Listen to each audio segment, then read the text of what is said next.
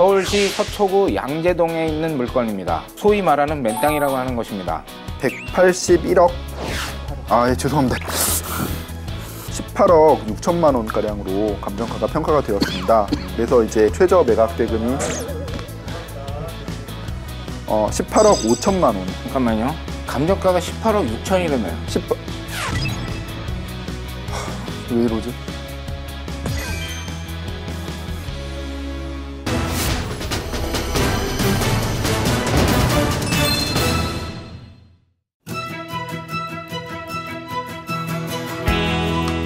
당신의 경제를 살리는 부동산 투자의 모든 것, 안록현의 부동산 물건 분석에서 시작됩니다. 안녕하세요. 진행을 맡은 안록현입니다. 오늘도 시청자 여러분들의 부동산 투자에 대한 이해를 돕고자 부동산 전문가들과 함께하고 있는데요. 우선 부동산 법률 분석과 사업성 분석을 책임지고 있는 이종걸, 강치현 전문위원이십니다. 계속해서 부동산 금융 분석과 건축 분야를 책임지고 있는 손영만, 박상준 전문위원이십니다. 오늘도 다양한 분석을 부탁드리며 패널분들을 모시고 본격적으로 프로그램을 진행하도록 하겠습니다.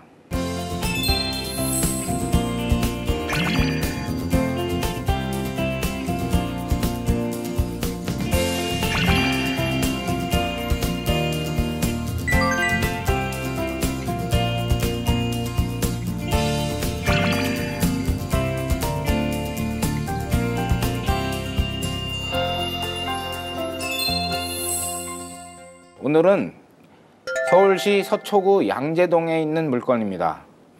이 물건은 국가에서 소유하고 있던 부동산입니다. 면적은 260.6평방미터입니다. 평으로 환산을 하면 78.8평인데요. 실질적으로 아무것도 활용을 하지 않고 있기 때문에 주변 입지와 환경 등을 고려했을 때 어떻게 개발하는 것이 가장 합리적이고 좋은지 한번 분석해 보도록 하겠습니다. 국가에서 보유하고 있는 국유재산이라는 것은 어떤 것들이 있으며 어떤 방법들을 통해서 매입을 할 수 있는지 우선 우리 변호사이신 이종걸 위원께 한번 여쭤보도록 하겠습니다. 네, 이 사건 부동산은 국유재산인데요. 국유재산은 넓은 의미로는 국가가 소유하고 있는 부동산, 동산, 그리고 그 밖에 재산적 가치가 있는 모든 권리를 말하고요. 좁은 의미로는 국유재산법이라는 법의 적용을 받는 재산을 의미합니다. 저희는 일단 그 부동산에 관해서 이야기를 나누고 있으니까 부동산에 한정해서 말씀을 드리자면 국유 부동산 같은 경우에는 이제 행정재산하고 일반재산으로 나눠지는데 행정재산이라는 것은 행정 목적에 사용되는, 직접 사용되는 그런 재산을 말하고요. 도로나 항만과 같이 그렇게 행정 목적에 직접적으로 제공되기 때문에 국가라 하더라도 이제 처분이나 변경을 할 수 없는 재산을 의미합니다. 이에 반해서 일반 재산의 경우에는 이렇게 행정 목적에 사용되지 않고 있는 재산이기 때문에 국가가 처분하거나 임대하거나 이렇게 변경을 할 수가 있습니다. 이건 이제 토지 같은 경우에도 유휴 재산으로 지금 놀고 있는 땅이었기 때문에 일반 재산으로 이제 매각을 하게 된 것이라고 보시면 됩니다. 일단은 이 부동산은 앞에 철망이 쳐져 있고 누구도 출입도 할 수 없이 전혀 활용을 하지 않고 있습니다. 심지어는 그 주차장으로라도 쓰고 있는 게 일반적인데 이 토지 자체는 뭐 아예 주차장으로도 활용하지 않고 파란색이라 그래야 될까요? 초록색 철망으로 돼 있거든요. 초록색으로 철망으로 딱 막혀져 있어가지고 출입도 할 수 없고 이렇게 돼 있습니다. 우리가 부동산을 취급하다 보면 대지라는 말도 있고 나대지라는 말도 있지 않습니까? 우리 박 의원님께 한번 여쭤보겠는데요. 대지하고 나대지하고는 뭐 무슨 차이가 있는 겁니까? 대지라고 하는 거는 지목상 이제 대를 말하는 것인데요. 대지라는 거에는 건물이 있어도 지목상 대지고 건물이 없어도 지목상 대지인 것입니다. 나는 나대지 같은 경우는 건물이 없는 대지를 나대지라고 얘기하는 겁니다. 말하자면 맨 땅에 그냥 그대로 있기 때문에 이거를 그냥 나대지라고 하는군요. 네.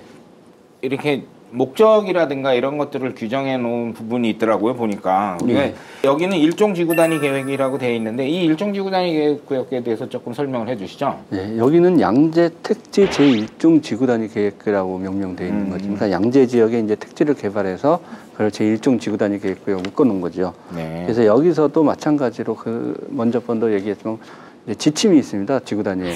그래서 용도도 불호 용도가 있고 권장 용도가 있고, 그 다음에 용적률하고 건폐율도 차이가 있고, 그 다음에 이제 건물의 모양이나 건물의 후퇴 선을 다 동일하게 해서 그 지구 단위 계획에서는 이 도로 끝에서 보면 건물이 일정하게 쫙 맞게끔, 그 다음에 거기에 대한 인면 형태 그런 걸 다 규제하는 내용입니다. 아, 그러면 건물을 새로 지을 때는 이제 그 모양이라든가 이런 규제에 맞게끔 이제 지으라고 규정해 놓은 게 그게 이제 지구 단위 계획이란 얘기시죠? 그렇습니다.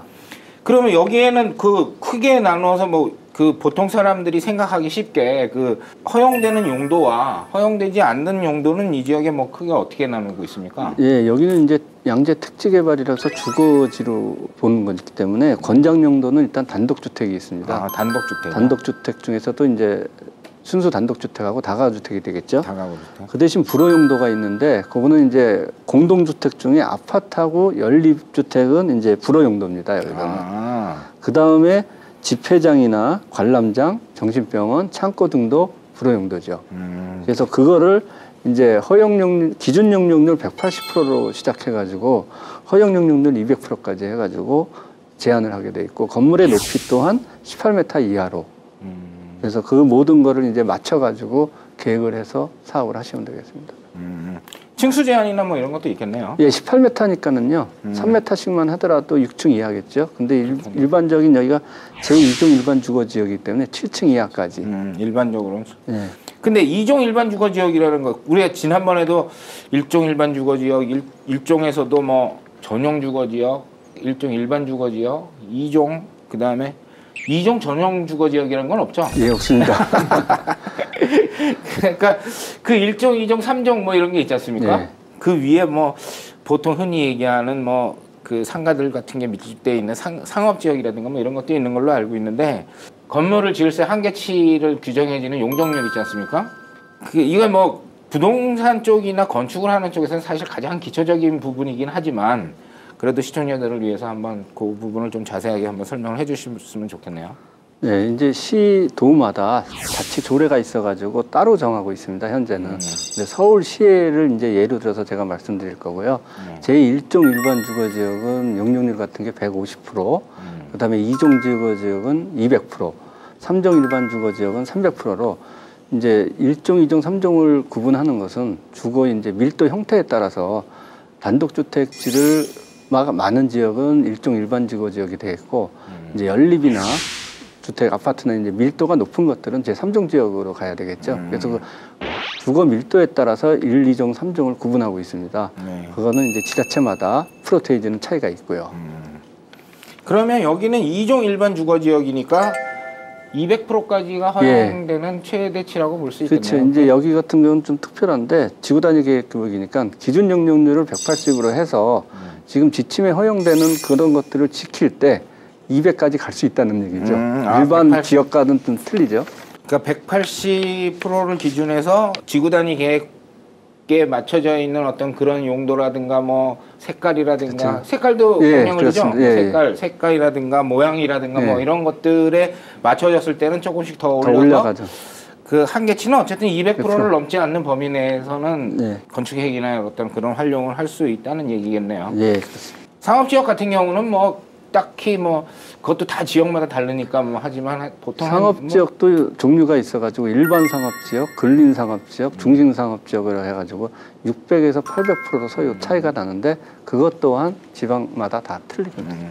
알겠습니다. 그런 어떤 다양한 용도 중에서 지금 여기는 이제 2종 일반 주거지역으로 돼 있고 지역적으로는 또 지구단이라는 거를 그렇죠. 또 만들어서 거기서 또 2중으로 사실은 좀 약간 그렇죠. 그럼 일반적으로는 2종 일반 주거지역에서 지을 수 있는 부분 중에서도 또 지구단이라는 것을 만들어서 거기서도 약간 더 제한을 하는 거네요. 우리가 그동안은 이제 난개발이나 해가지고 무분별하게 개발된 거를 각 지자체마다 이제 택지개발지구나 해서 지구 단위를 묶으면서 그거의 지침으로서 이제 멋있게 개발하는 취지죠. 그럼 뭐 이 지역은 어쨌든 단독주택이나 다세대 주택을 가장 권장을 하는 거는 요 지역 자체를 그냥 그 주거용으로 좀 조용히 사람들이 살 수 있는 어떤 그런 환경을 나름대로 유도를 하고 있다고 보면 되겠네요. 예, 그렇습니다. 입지 요건이 이 지구 단위 계획상에 있는 내용하고 실질적으로 이 주변의 입지 여건하고는 어떻게 맞아떨어집니까? 강 의원께서 보시기에는 어쨌든 이 입지 분석을 해보셨을 텐데 어떻습니까? 네, 뭐 제가 실제로 뭐 개포 주공 아파트에 살고 있기도 하거니와 네. 물론 그 지역이랑 지금 여기 해당 지역하고는 조금 차이가 있습니다. 그쪽은 고층은 아니지만 아파트 밀집 지역이고 이쪽 네. 같은 경우에는 단독주택과 빌라, 뭐 도시형 생활주택의 형태의 다세대 다가구 주택이 이제 혼재되어 있는 곳입니다. 네. 그래서 뭐 양재천도 가깝게 있고 그다음에 양재 시민의 숲도 있고 해서 일단 뭐 주거 단지로 봤을 때는 뭐 나쁘지 않은 곳이라고 보여집니다. 네. 제가 이게 현장에 가봤을 때도 그 양재천으로 내려가기 전에도 그 주변 자체가 이렇게 공원 같이 이렇게 네. 형성이 돼 있는 데다가 저는 뭐 이렇게 경치가 좋거나 또 이런 데를 또 유난히 좀 나이가 많아서 그렇죠, 선생님? 아무래도 그런 경향이 있죠. 무슨 얘기 할 때마다 우리 손 의원이 또 뭐라 그럴까봐 좀 걱정도 됩니다. 근데 어디 이 지역의 입지 요건은 따로 뭐 또 추가로 말씀하실 부분은 없으니까, 손 의원님?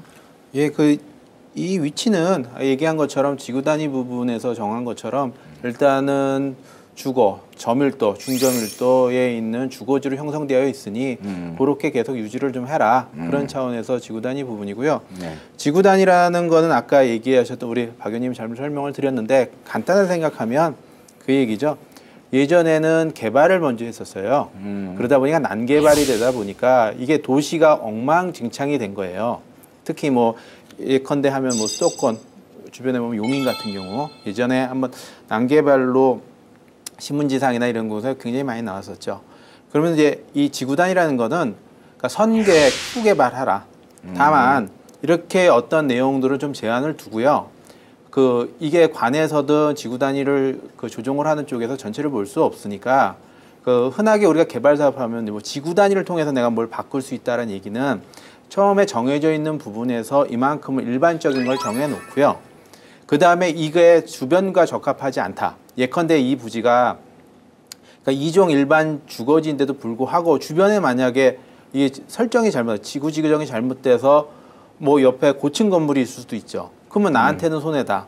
이 경우에는 우리가 얘기하는 지구 단위를 통해서 내가 여기에는 이게 적합하지 않다. 그러니 내가 3종 또는 준주거 또는 상업지역이 적합하다라고 주장을 해서 지구 단위를 통해서 내가 변경을 할 수 있는 부분입니다. 근데 그 변경할 수 있는 환경이 결코 쉬운 건 아니겠죠? 근데 대체로 보면 이제 지구 단위 계획을 통해서 이제 지역 지구가 설정된 게 꽤 오래됐습니다. 그래서 이제는 어느 정도 초창기 때는 사실 엉뚱하게 지정되어 있는 경우가 많았었는데요.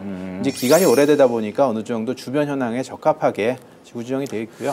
이 물건을 선정한 이유는 그 사업적인 입장에서 보면 그렇게 크지 않은 돈을 가지고도 사업을 진행할 수 있다라는 어떤 예를 좀 보여드리기 위해서 이 물건을 선정하게 된 것인데, 자, 그러면 이거를 이제 경제적인 측면에서 활용을 한다 그러면 어떻게 활용하는 게 가장 좋겠는가? 그러면 사업 계획을 세우기 위해서는 그 면적표가 일단은 먼저 나와줘야 될 텐데 그 면적표에 대해서 한번 박 의원님께서 한번 말씀을 해주시죠. 네, 기본적으로 여기 대지 면적이 78.83평이기 때문에 예, 이제 이거를 기준으로 200% 정도 가능하다고 보면 이것도 한 659해배 제곱미터 정도로 개발이 가능합니다.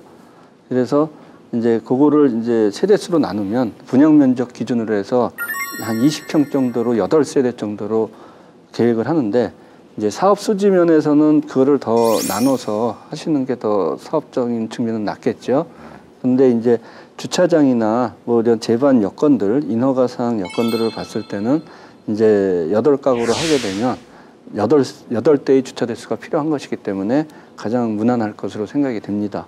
그러면 건물 형태는 지난 시간에도 우리가 잠깐 언급한 적이 있는데 그 필로티로 해가지고 1층을 하고 거기다가 주차장을 집어넣으면 넓이는 대충 딱 거기에 맞겠네요. 예, 그렇습니다. 이제 우리 서울시 주차장 조례에 보면 이제 8대 정도는 진입도로나 도로를 이제 차로로 사용할 수가 있기 때문에 어느 면에서는 주차로 바로 나갈 수 있기 때문에 그 부분에 대해서는 면적이 좀 절약이 되겠죠.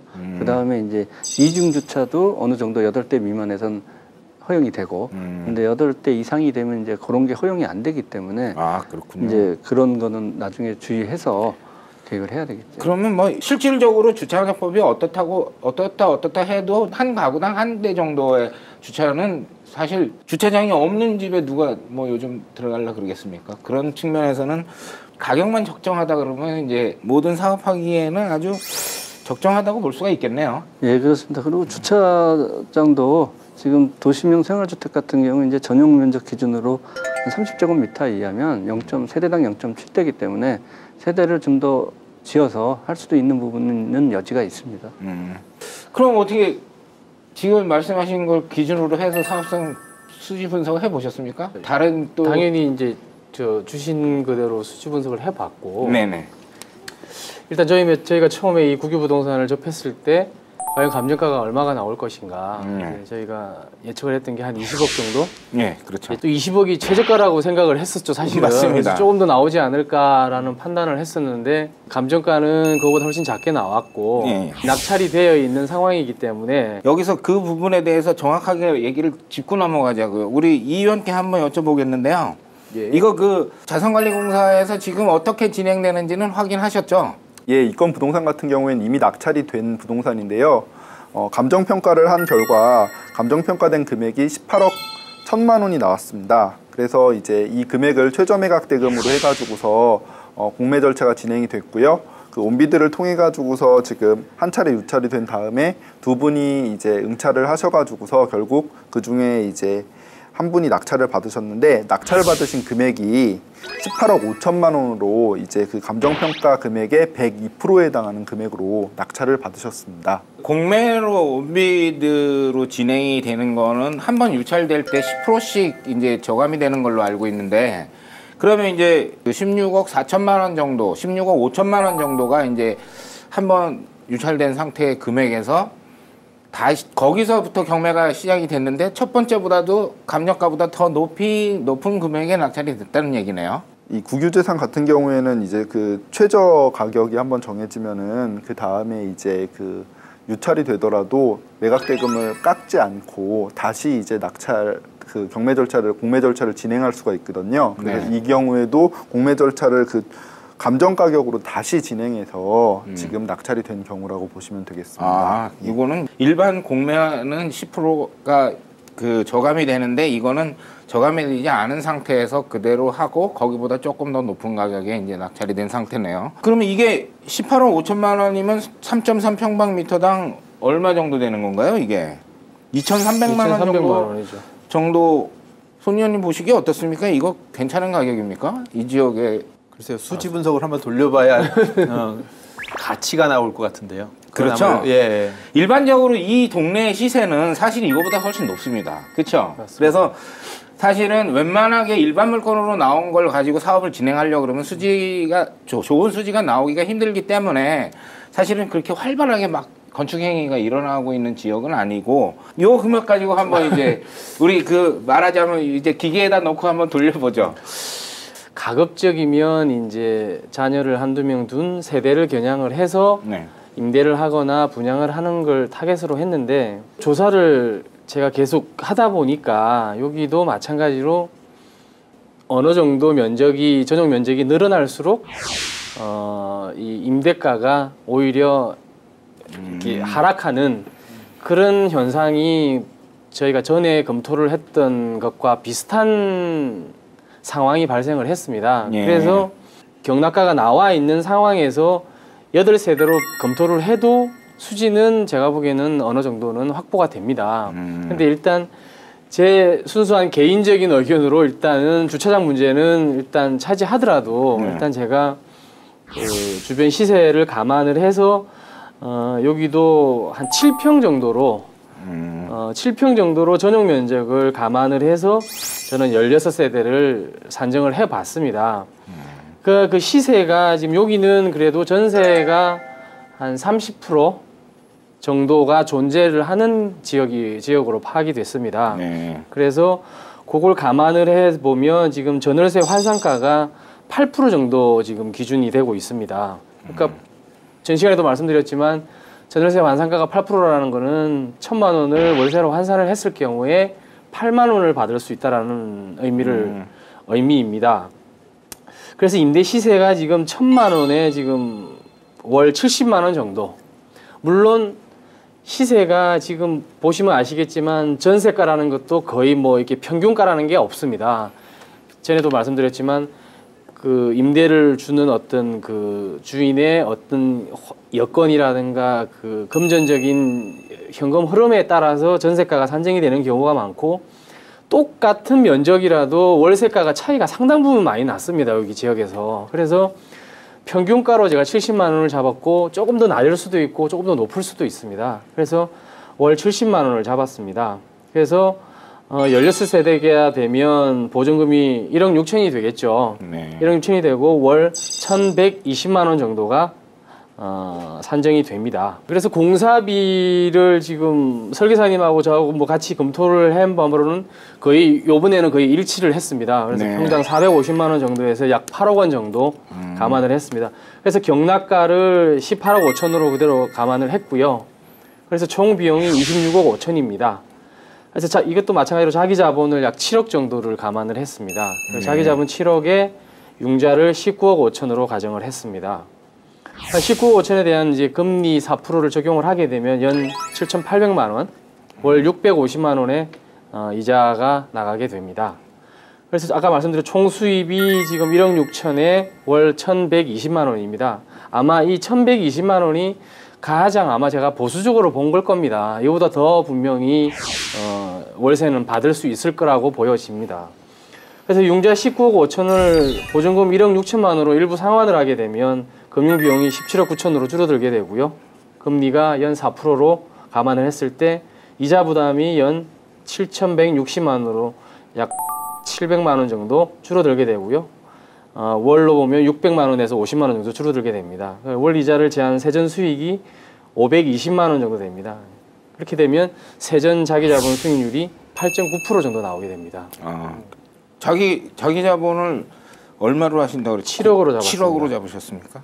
7억. 물론 이거는 7억으로 안 잡으셔도 뭐 무방할 것 같습니다. 사실 이 지역 자체가 아까 말씀드린 대로 여러 가지 여건이 충족이 돼 있고 그래서 이거는 사업을 하시고자 하는 분들이 자기의 여유에 맞게 대출 가능 여부를 따져서 자기 자본을 산정을 하면 될 것 같습니다. 일반적으로 요새 이렇게 강남 쪽이나 이런 데서 부동산 투자를 해서 기대하는 요구 수익률은 사실 이거보다는 훨씬 조금 낮다고 봅니다. 맞습니다. 그런 의미에서 보면 그러면 결국 그 손님님 아까 말씀하신 대로 수지 분석 이거 지금 강연이 하신 수지 분석에 대해서 동의하십니까? 그러니까 결론적으로는 토지대가 아까 굉장히 낮아진 거죠. 평당 가격 2,300만 원이 적정 이상이라고 보여진다는 거잖아요. 그렇죠. 근데 저도 좀 이해가 안 되는 것이 표준 지가가 이거보다 높습니다. 이 양재동 주변에 표준 지가가 2,500 정도 나와 있는데 어찌하여 이게 감정가가 2,300으로 환산이 됐는지 뭐 그거는 제가 감정을 안 해서 모르겠지만 어쨌든 감정가하고 낙찰가하고 거의 동일한 수준이 됐기 때문에 자연스럽게 손익 구조가 제가 이렇게 아주 공격적으로 보지도 않았는데도 상당히 괜찮은 수준의 요구 수익률이 나오게 됐습니다. 지금 우리 강 의원께서 얘기하신 어떤 수익률 정도가 나올 수 있는 금액에 만약에 부동산이 나온 게 있다고 하면 활발하게 거래가 되겠죠. 근데 실질적으로는 그 서울 시내뿐만 아니라 전국적으로 사실은 그 토지 금액은 상당히 상승돼 있는 건 사실이지 않습니까? 그래서 사실은 실질적으로 사업해서 수익을 창출하는 토지는 그렇게 많지 않고 그러니까 이게 아무래도 이제 토지주분들이 본인의 소유다 보니까 자문을 통해서 어느 정도가 적정 금액인가 그래서 굉장히 사업하기가 쉽지 않은 여건인 것 같습니다. 맞습니다. 여기랑 물론 제가 단적으로 비교하기는 어렵지만 우리가 흔히 말하는 이제 빌라 형태가 되면 새로 신축하는 어떤 토지가 전혀 없지 않습니까? 토지 때는 비싸게 형성이 돼 있고 맞습니다. 지금 우리가 둘러봐서 그때 같이 둘러봤지만 토지가 빈 토지가 없습니다. 한마디로 나대지가 전혀 없습니다. 그럼 밀양리 같은 경우에는 재산 형성을 어떻게 하냐면 빌라 전체가 월세가 얼마가 나오고 있고 수지가 손익분기가 얼마다라고 판단을 하게 되면 이걸 계속 사고 팔고를 하는 겁니다. 이 통째로 그냥. 근데 지방 같은 경우에는 부산 같은 경우만 봐도 굉장히 그런 게 많이 이루어지고 있는데 여기 같은 경우는 사실 그건 조금 더 조사를 해봐야 되겠지만 통으로 매수를 하고 또 다시 매각을 하고 근데 그 차익이 사실 불과 얼마 안 됩니다. 예를 들어서 1억, 2억 정도만 차익을 남기면 사고 팔고를 하게 되는 형태가 됩니다. 이런 게. 이제 수익률 대비해 가지고 만약에 계산을 한다고 하면 요 지금 말씀하신 대로 지어서 통매각을 하는 거죠. 통매각을 하더라도 몇 억 정도의 이득을 내기에는 맞습니다. 사실 크게 어렵지 않은 어떤 이런 환경이라고 보기 때문에 사실은 자산관리공사를 통해서 매입한 금액은 상당히 좋은 금액에 매입을 했다. 그러면 자 이걸 다시 한번 짚어보자고요. 박 의원께서 얘기하신 어떤 그런 평수로 해서 8세대 정도를 했을 때 아파트로 따지면 거의 한 30평 정도 되는 어떤 그런 넓이 정도를 실질적으로 사용할 수 있는 면적이 되는 겁니까? 네, 그렇습니다. 지금은 전용 면적해서 발코니를 이제 앞뒤로 했을 경우 벽체에서 한 1.5m로 하기 때문에 거의 전용 면적 수준의 원룸 같은 경우, 소형 규모 같은 경우는 많이 뽑을 수 있기 때문에 20평이라고 그러면은 빌라에 20평이라고 그러면 아파트에서는 25평에서 28평까지도 볼 수 있는 것입니다. 그냥 우리가 머릿속으로 그냥 딱 생각할 때 그러면 한 층에 2가구가 들어가 있는 게 4층짜리가 딱 하면 8가구가 딱 들어가 있고 한 집에 4억씩 분양을 한다 그러면 4, 8이 32억이 그러면 총 매출이라고 볼 수가 있겠구나 하는데 그 정도면 크게 무리하지 않지 않습니까? 그렇죠. 그렇게 보신다고 하면 이 물건은 분양을 할 필요가 없죠. 그러니까 말씀하신 대로 융자를 끼고 준공을 해서 저희가 임대를 놓지 않습니까? 그러면 충분히 아까 말씀하신 대로 물론 8세대가 되게 되면 이거보다는 조금 수익률이 줄 겁니다. 줄겠지만 기타 공사비라든가 다른 비용이 절감된다고 봤을 때 거의 비슷한 수준이 되겠죠. 그렇다면 이걸 보유로 하고 있다가 나중에 임대가 계속 된다 그러면 계속적으로 지금 저금리 유지인 상태에서 굳이 분양을 안 해도 되고 나중에 임대가 안정적으로 되고 임대 수익이 안정적이 되면 저희가 통으로 매각을 할 수도 있는 부분이기 때문에 굳이 분양을 안 하더라도 안정적인 수익이 확보되기 때문에 일단은 제 입장에서는 계속 임대 수익을 창출하는 게 가장 좋을 거라고 생각이 듭니다. 알겠습니다. 그러면 그냥 제가 말씀드린 대로 8세대가 4억 정도의 분양이 전혀 무리하지 않다고 하면 네. 요즘 강남에서 이런 거 신축을 해갖고 하면 사실 전세 가격이라는 건 부르는 게 값입니다. 그렇죠? 맞습니다. 3억씩 만약에 전세를 놓는다고 하면 아마 이거는 금방 아니면 하루 이틀 사이에 다 나갈 가능성도 충분히 있다고 보는데 그럼 3억씩 계산해서 8세대라고 한다고 해도 3, 8이 24억이면 이 토지에 총 들어가는 비용이 25억이라고 봤을 때요. 25억 정도 본다 그러면 전세만 해도 전체 금액이 그냥 다 나올 수 있는 상황이기 때문에 돈 없어도 가능하다는 말씀이시죠? 굳이 분양에 저걸 하지 않고 그다음에 그 중에서 이제 점점 이거를 월세로 전환을 해갖고 한다 그러면 수익률은 훨씬 더 높일 수 있는 환경이 충분히 있다고 보여집니다. 본인이 직접 사업을 하고 내가 여기에다가 금융을 이용한다 그러면 나는 내 자본을 얼마를 가지고 금융을 어떻게 이용을 해서 가겠다 그거 한번 말씀해 주시면 이해하기가 쉬울 것 같은데. 예. 그러니까 우리가 흔하게 얘기하는 PF 프로젝트 파이낸싱으로는 사실 규모가 작고요. 네. 그러니까 저희들도 이제 소규모 사업에 이제 그런 경우가 있습니다. 토지를 신탁을 맡기고요. 그다음에 한 6개월 정도 분양을 하지 않으니까 저희들이 이제 진행을 하다가 공사비는 대출이나 공사비를 진행을 하고요. 그러니까 준공이 되면 담보 가치가 아무래도 늘어나겠죠. 예컨대 우리가 토지대가 지금 19억, 그러니까 해서 한 19억 정도, 세금까지 해서 한 20억 정도 하고, 공사비 아까 한 10억 정도 들어간다면 한 30억 정도 되지 않습니까? 그렇지만 이제 아까 얘기했던 만약에 예컨대 그 평수로 나온다면 매매가가 4억 정도 한다면 4, 8에 32. 그러니까 담보 가치는 32억 정도가 나오죠. 그렇죠. 그렇다면 저희들이 대출을 일으키면서 그러니까 준공, 그러니까 보존 등기를 내는 경우에는 신탁사가 이제 보존 등기하고 동시에 그 아까 대출을 했던 은행에 그러니까 담보를 제공할 수 있는 그런 구조, 그러니까 저희 표현으로는 1순위 우선수익자가 돼서 그렇죠. 진행하는 구조들 요즘 조금 하고 있습니다. 왜냐하면 예전에는 사실 규모가 적다 보니까 진행들이 계속 원활하지 않았습니다. 근데 전세란이 생기면서 사실 아파트는 너무 부족하고요. 그래서 이제 연립, 뭐 다세대 이런 것들이 굉장히 요즘은 좀 약간 유행을 하고 있지 않습니까? 네. 그러다 보니까 은행권에서도 사실은 그런 상품들을 계속 개발 중에 있습니다. 이 국가 차원에서 이런 얘기를 드려도 될런지 모르겠지만 사실 연립이나 이런 거 지금 다세대 이런 부분들에 대한 전세나 이런 것들이 많이 지금 활성화되어 있는 이유는 사실 서민들이 가는 거거든요.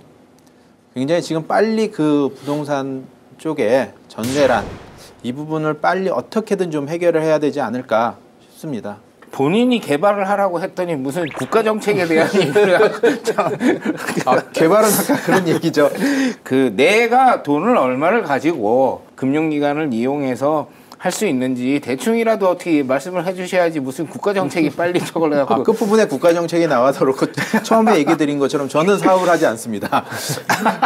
근데 아까 얘기 드린 것처럼 지금 있는 그러니까 이금융권이나 일단 금융권, 1금융들은 뭐 그렇고 이금융이나 이쪽들을 보면 아까 얘기한 것처럼 이런 연립, 소규모 이런 거에 대해서 건축을 할 수 있는 그러니까 상품들을 굉장히 지금 개발 중에 있고요. 진행 중에 있는 상품들도 있습니다. 그래서 이 건 같은 경우에는 아마 그래도 초기 자금, 그러니까 본인은 이제 저희들이 에코티라는 자기 자금은 아까 얘기한 것처럼 우리 강 의원님은 한 7억 정도 예상을 하셨는데 많으면 많을수록 안정적일 거고요. 예, 그렇죠. 그보다 조금 적어도 지금 있는 기존에는 그런 상품들이 없다 보니까 자기 자금을 더 많이 갖고 있어야 되지만 최근에 금융권들이 이런 그러니까 연립이나 좀 소규모 있는 상품들 금리도 괜찮습니다. 이런 상품들을 개발하다 보니까 아까 얘기한 자기 자본이 조금 적어도 이거를 그러니까 개발할 수 있는 여건들이 충분합니다. 한 자기 자본이 예를 들어서 조금 더 적을 수 있다 그러면 한 5억 정도를 만약에 자기 자본을 가진다고 치면 네. 그러면 이제 대출로 인해서 이거는 이제 잔금을 일단 치르고 그다음에 건축을 해야 되는데 이제 돈이 없지 않습니까? 그리고 요 토지의 어쨌든 가치로만 보면 이제 추가로 대출 받기는 좀 쉽지가 않으니까. 그러면 금융기관에서 추가로 건축비에 대해서 얼마를 이게 이제 완공됐을 때의 가치를 기준해서 거기에 몇 프로 뭐 예를 들어서 70%면 70%, 80%, 80%를 기준해 가지고 그게 이제 공사비에 충당이 되겠다고 판단이 되면 그 대출을 일단은 일으켜 놓고 공사가 진행되는 거에 따라서 이렇게 공사비를 지급하는 걸 기성이라 그러죠. 예. 그러면 금융기관에서 직접 그 기성을 지급해 가면서 이렇게 진행을 한다 그러면 안전성을 훨씬 더 높일 수가 있겠네요. 그렇죠. 당연히 금융권에서 당연히 지급을 하죠. 그렇게 하죠. 당연히 지급을 그렇게 하죠. 그러면 그런 구조의 상품이 있다 그러면 그걸 활용하면 본인이 큰 자본을 갖지 않아도 그렇습니다. 그럼 이게 그래서 지금 우리가 최근에 지금 LTV하고 DTI가 좀 바뀌었지 않습니까? 기존에 이제 뭐 개정된 게 LTV가 뭐 전 금융권 70%다. 개인 주담 대출했을 때 그다음에 DTI가 60%로 다 바뀌었는데 기존에 이제 저축은행이 원래 브릿지론하고 뭐 이제 좀 높은 금리를 받아서 브릿지론이라는 게 이런 중간 역할을 해서 이제 대출을 해줬던 형태인데 이런 게 같은 경우에도 사실 제가 안 그래도 물어봤습니다. 한 10% 정도 자기 자본을 가지면 지금 워낙 아까 말씀하신 대로 전세 자금이 확보가 되기 때문에 10%만 넣고 나머지는 땅값으로 90%를 대출받아서 일단 경락을 받고 그 다음에 이제 공사비에 대해서는 아까 말씀하신 대로 그게 이제 뭐 캐피털 홀 방식으로 우리가 여신을 열어놓고 그 금융권에서 지급을 하면서 완공을 했을 때 바로 아까 말한 대로 신탁이 됐든 어디가 됐든 바로 보존 등기로 넘기면서 자기의 권리를 80% 이상 확보를 하면 공사비가 확보가 되거든요. 아까 말씀하신 대로 30억 가까이가 나오기 때문에 이거는 충분히 적은 에쿼티로도 자기 자본으로도 충분히 가능할 수 있다. 단 아마 본인의 이제 신용도는 조금 고려를 하셔야 될 것 같습니다. 토지비의 10% 정도면 사실 한 2억 정도만 있어도 가능하다는 얘기 아니겠습니까? 그럼 자기 자본 2억을 가지고 사실 거의 6, 7억 수익을 낼 수 있는 정도라고 하면 이건 뭐 자기 자본 대비 사업 수익률로 따지면 몇백 프로에 해당되는 부분 아니겠습니까? 그렇게 기준을 따져 보더라도 저희가 생각할 때는 이거는 뭐 상당히 좋은 금액의 낙찰을 받은 게 아닌가 싶은 생각이 듭니다. 공매가 진행이 되고 그 공매 속에서도 또 국유재산이라는 부분은 사실 아직까지는 또 이렇게 많은 사람들한테 좀 생소한 부분이 있지 않습니까? 그럼 우리 이 의원께 한번 여쭤보겠습니다. 자산관리공사에서 어떤 부동산들을 그 매각을 하나요? 예, 자산관리공사가 이제 온비드를 통해서 매각하는 부동산의 종류는 여러 개가 있겠지만 저희가 이제 종전에 다뤄봤던 종전부동산이라는 개념이 하나 있을 수가 있고요. 그 다음에 오늘 이제 다뤘던 국유재산이 있고, 그리고 흔히 가장 많이 공매로 나오는 것은 이제 국세를 체납해서 나오게 된 체납부동산들입니다. 이러한 보통 세 종류의 부동산, 그리고 뭐 다른 이제 법령에 따른 공매 절차도 있긴 한데요. 가장 크게 나눠본다면 이러한 이제 절차를 통한 공매 절차들이 있다고 보시면 될 것 같습니다. 이 국유부동산에도 한번 관심을 가지고 그 충분히 그 수익성을 낼 수 있는 물건들이 많이 있던 걸 한번 생각을 해볼 필요가 있습니다. 지난번에 한번 저희가 회의 시간에 이 물건을 활용하는 부분에 있어서 그 독서실, 독서실. 그 독서실 부분으로 한다 그러면 이 독서실이 박 의원님 여기다가 이거 주거용으로 하지 말고 그냥 전체 이 건물을 그냥 그 독서실로 만들면 어떨까요? 좀 특색 있는. 지구단위 계획에서 불허 용도에서는 빠져 있으니까 가능한데 이제 용적률이 이제 허용 용적률에서는 이제 찾아먹지만 한 180% 정도로 해가지고, 왜냐면 그런 지침상 맞지 않는 이제 그렇죠? 용도니까는 가능은 하죠. 예. 그러면 독서실이 뭐 한 20% 정도를 만약에 이제 용적률에서 손해를 본다고 하더라도 실질적으로 운영하는 수익률이라든가 그 다음에 거기서 운영이 잘 됐을 경우에의 어떤 그 부가가치는 어떻게 생각하면 그 수익률이 훨씬 높을지도 모르지 않겠습니까? 독서실이 대부분 보면 단독 건물인 것보다는 그러니까 근생시설들, 그러니까 업무시설이나 근생시설 안에 사실 뭐 한 개층, 뭐 두 개층, 예, 이렇게 사용을 하고 있죠. 그러면 그러니까 독서실은 용도가 가능할지 몰라도 그 독서실만 있는 게 아니고 뭐 1층에는 그러니까 판매 시설이 들어간다든지 뭐 이런 것도 좀 종합적으로 봐야 되지 않을까 싶습니다. 네. 그렇다면 1층에 예를 들어 근생을 넣고 2층에 독서실을 넣고 3, 4층은 이제 주거로 하는 형태도 생각해 볼 수 있겠네요. 사실 뭐 다른 어떤 근린 생활이 들어갈 만한 어떤 그런 성격은 아닙니다. 사실 또 그 소위 말하는 뭐 웬만한 골목에는 그래도 구멍가게 같은 거라도 하나 있기 마련이긴 하지만 사실 그 용도로도 사실 조금은 1층을 활용하기에도 맞지 않기 때문에 사실 주거용으로 활용하는 게 제일 나을 것 같습니다. 정말 가보시면 빌라들이 쫙 그냥 이렇게 지어져 있는 그런 곳입니다. 맞습니다. 아까 전혀 뭐 숲 하나 없는. 아까 얘기했던 아까 근생시설이냐 적합하지 않다면 독서실도 사실 수익성이 나와야 되잖아요. 그렇죠. 그렇다면 인구 밀집, 그러니까 밀도 자체가 낮다 보니까 사실 수익성이 떨어질 거로 보여집니다. 그러니까 그러니까 학구열이나 기타 등등은 높다고 하더라도 그 독서실을 운영하는 자 입장에서 보면 수익성이 적합하지 않을 것 같은 좀 생각이 드네요. 그렇죠. 사실 이 지역은 근린생활시설이나 이게 들어가기 적당하지 않다면 독서실이나 다른 근린생활시설과 주거용이 혼합되는 부분은 사실은 별로 이렇게 권장할 만한 그런 지역은 아닌 것 같고요. 자, 여기서 한번 우리가 이걸 한번 짚어보자고요. 여기도 이제 주거지역이고 여기다가 전세를 놨을 경우에는 아까 3억 정도는 뭐 무난할 그 정도 평수면 무난할 것 같다고 얘기를 했는데, 그러면 그거를 전세로 전환했을 때는 얼마만큼의 수익이 나올 수 있는지, 그 다음에 그 전세금을 월세로 전환하는 기준은 어느 정도, 그 어떤 기준에 의해서 하게 되는지. 그 아까 제가 말씀드린 대로 전용 면적 6.95평, 약 7평 정도 되는 게 전세 시세로 약 1억 정도 합니다. 1억 정도. 그 다음에 또 그거보다 더 작은 4.53평짜리가 1억 4천을 합니다. 그건 또 왜 그렇습니까?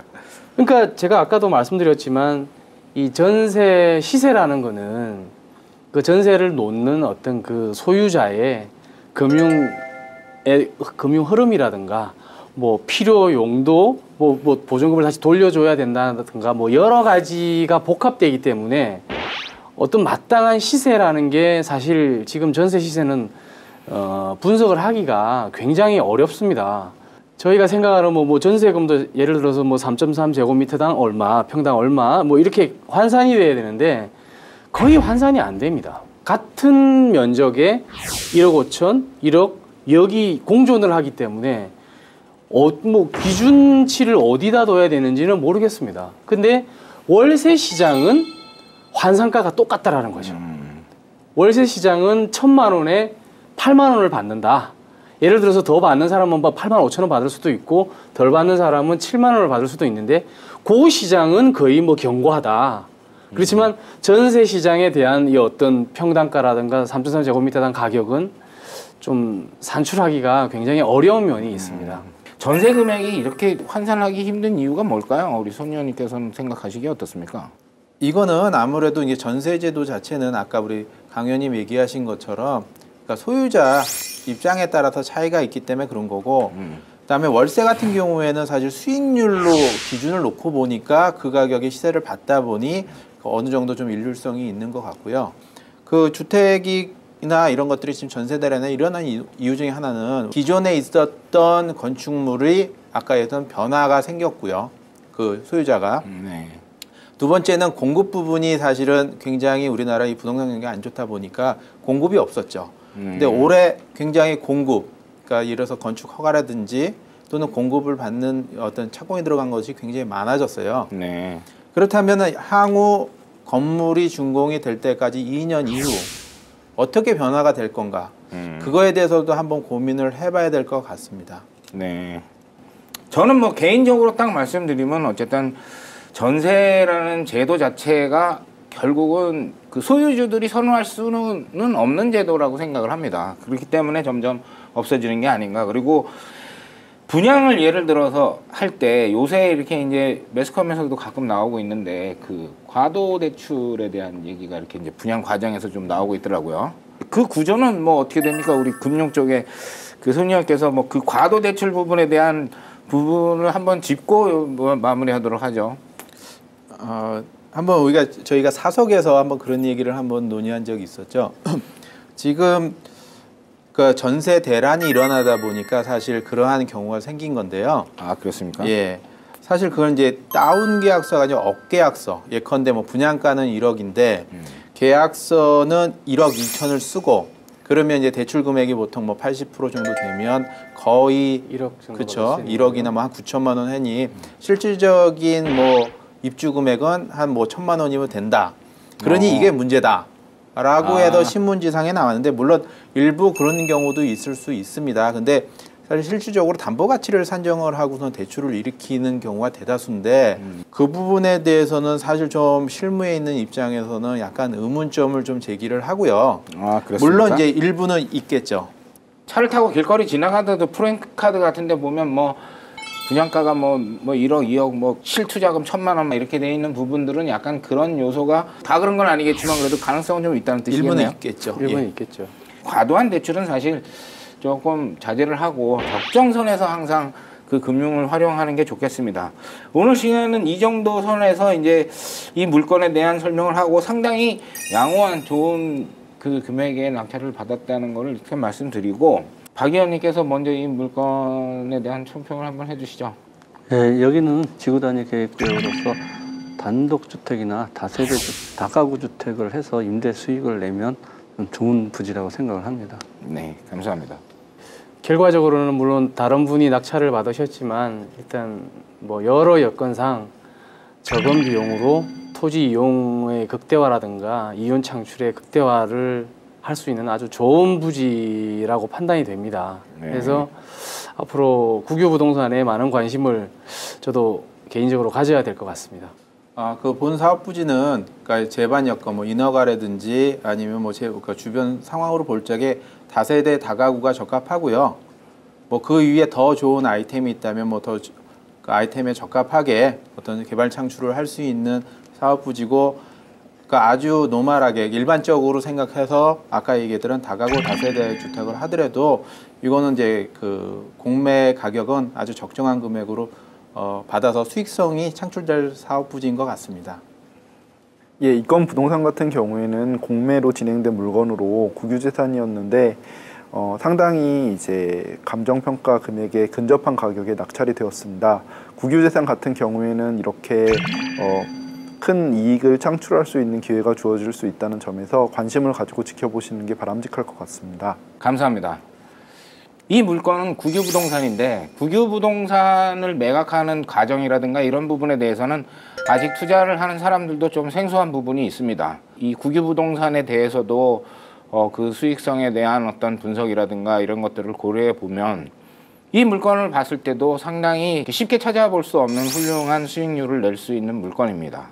꼭 이 동네가 아니더라도 지금 말씀드린 내용은 그 국유부동산에 대해서 조금 관심을 가지면 의외로 좋은 수익을 낼 수 있는 그런 물건이 있을 수 있으니까 그 투자를 생각하고 계신 분들은 투자의 방향을 좀 다각적인 시각을 가지고 바라보는 게 좋을 것 같습니다. 작전 계획을 세우는 것은 누구나 할 수 있다. 그러나 전쟁을 할 수 있는 사람은 적다라는 말이 있습니다. 성공적인 투자는 이론만으로 이룰 수는 없습니다. 목표를 정하고 충분한 분석을 통해 행동으로 옮김으로써 성공적인 투자에 다가갈 수 있는 거죠. 부동산 투자의 흐름을 읽기 위한 노력과 행동이 성공적인 투자를 만들 것입니다. 누구나 할 수 있지만 결코 쉽지 않은 부동산 투자의 모든 것, 안목현의 부동산 물건 분석이 함께 하겠습니다. 오늘 준비한 내용은 여기까지고요. 다음 시간에도 좋은 부동산 물건을 선정해 풍성한 정보를 드리도록 하겠습니다. 감사합니다.